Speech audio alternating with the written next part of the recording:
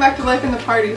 I am currently a nursing mother and I am tired all the time from not sleeping. And so I was like, Rachel, please come talk to us about how to have more energy as I'm like trying to like stay awake in this video. So here she is. Yeah, so I'm here, and so the interesting thing is I do not yet have any children. So when Heather first asked me to come and do this, I was like, well, who the heck am I to talk about this? But I do have some really great resources. Books we're going to mention below. One is called Nourishing Meals, and it has a lot of really great information, pointers and recipes in it that talk about how to, raise a thriving, healthy child, and even as a mom, how you can eat in a way that's going to be nourishing. And one of the key things, I recently did a workshop on eating for all-day energy, and one of the key things I said, if you take nothing else away, remember that we want to make sure we have healthy sources of protein, so things like beans and lentils and peas and nuts and seeds and meats and fish and eggs and things like that, good sources of protein. We want to have fiber, so plants are fiber filled, especially fruits and vegetables, and grains and beans are all really good sources of fiber.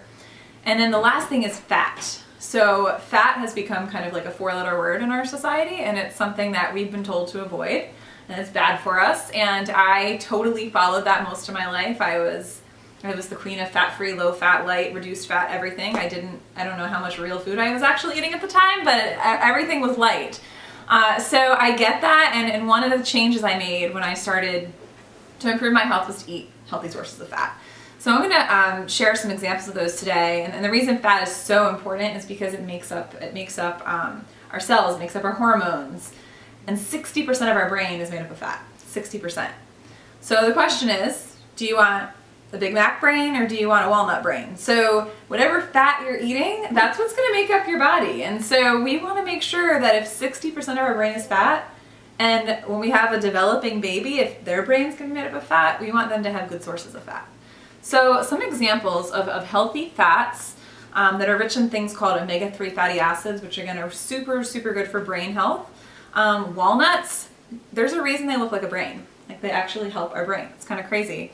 Walnuts and almonds, things like pumpkin seeds and sunflower seeds. Sesame seeds are another great source of fat, and you can even have something delicious and creamy called tahini. That's delicious in salad dressings, and so and hummus, right? And hummus. Yeah. Yes, it's like one of the key ingredients in hummus. Another healthy, energizing snack. And then there's also things like different kinds of seeds, so flax seeds and chia seeds, and even things called hemp seeds, which, by the way, you will still pass a drug test if you eat these. But they're loaded with protein also, so they're a good source of fat and protein. We love to put them in smoothies, even put them in some salad dressings. And flax seeds are actually really good for breastfeeding moms too. So they're good for stimulating milk production, as are coconut-based products. So things like shredded coconut, coconut milk. Love using coconut milk. Coconut oil.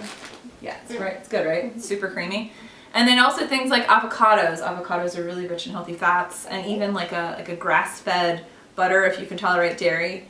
We want to make sure that the butter we eat comes from cows that eat grass. That's ideally what cows are meant to be eating. Kerrygold is a brand you can buy in most grocery stores. So we're going to list some recipes below that have a variety of these fats in them, and they're a good combination of proteins, healthy fats, and fiber. Things like the Chipotle-style burrito bowl, which is one of my husband's favorites. Pecan-crusted chicken tenders, little egg cups. We make them in cupcake trays, and you can put all different kinds of vegetables in them, and you use coconut milk actually to thicken it, and use eggs. And so it's a really great way to have something that's grab and go. And there's also things like a lentil and rice casserole, a curried casserole, super delicious, and a crock pot chili. A broccoli and chicken skillet, which I've been told is a kid's favorite. A lot of my blog followers have been making this. It's super simple. It comes together in less than a half hour. That's what we're going to share the links for below. So if you have any questions about any of these things in particular, or recipes you're looking for, comment below. Find us on Facebook. Yeah, I'm excited to have some healthy fat. Thank you. Yeah, sure. Bye, guys.